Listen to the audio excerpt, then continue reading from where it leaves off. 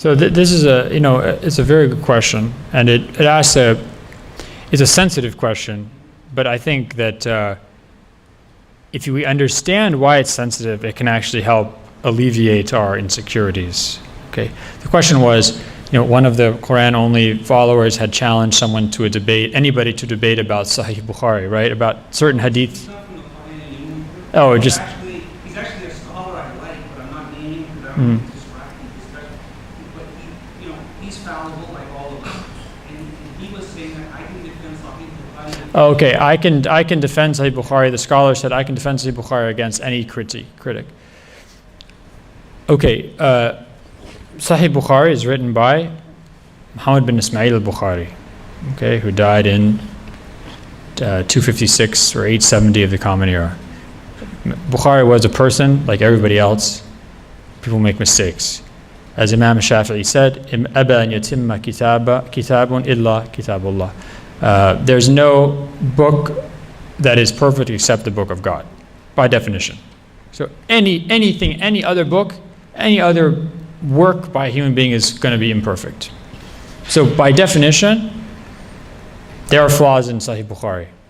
And by the way, Muslim scholars, for many, many centuries after Imam Bukhari's life, identified hadiths in his book, in terms of isnad problems that don't affect anything about whether the hadith is true or not, or these are like tiny little problems. There are about 200 or so hadiths that people identified as with isnads, small issues here and there. Sometimes there's more than one chain of transmission, more than one isnad for the hadith.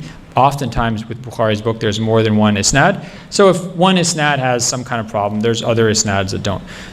And there's about 3 hadiths in the book that I know of, 3 or 4 hadiths, that people had, they had problems. Muslim scholars said the content of this hadith, I believe, is wrong. Okay.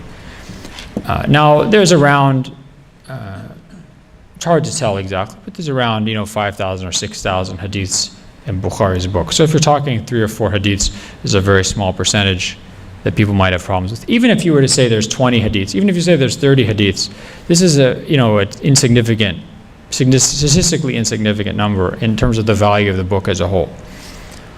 Now that being said, why is the scholar saying, I can defend it at all costs?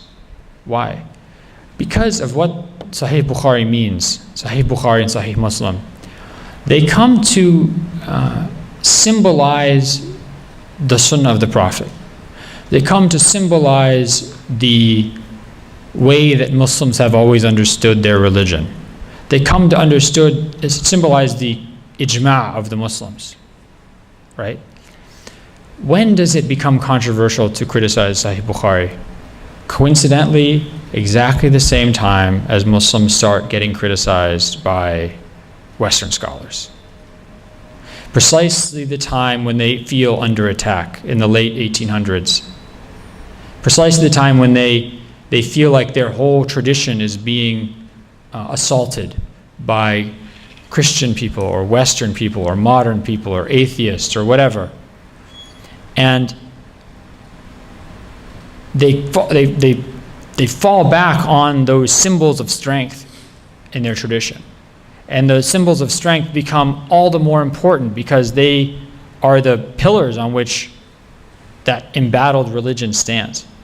And if you have Muslims who threaten those pillars from inside, those Muslims and their criticisms become they become dangerous, they become treasonous. They become people within your community who are undermining it and allowing the attacks of outsiders to penetrate. So that's why criticism of Sahih Bukhari is such an issue. It only becomes an issue in the modern period. Before that, Muslim scholars had deep respect for Bukhari's book. They had deep respect for Muslims' book. They used these books all the time. If Muslim scholars were having a debate, someone from the Hanafi school and someone from the Maliki school, and someone said, my hadith in Sahih Bukhari, that meant that hadith had to be taken as reliable. Now they could fight about what it means, but they weren't going to debate the reliability of the hadith.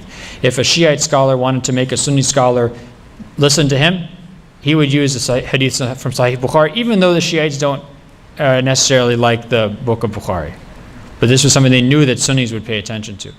But despite the respect Muslim scholars had for these books, they were books and they were products of human beings that were always subject to criticism, that never became infallible.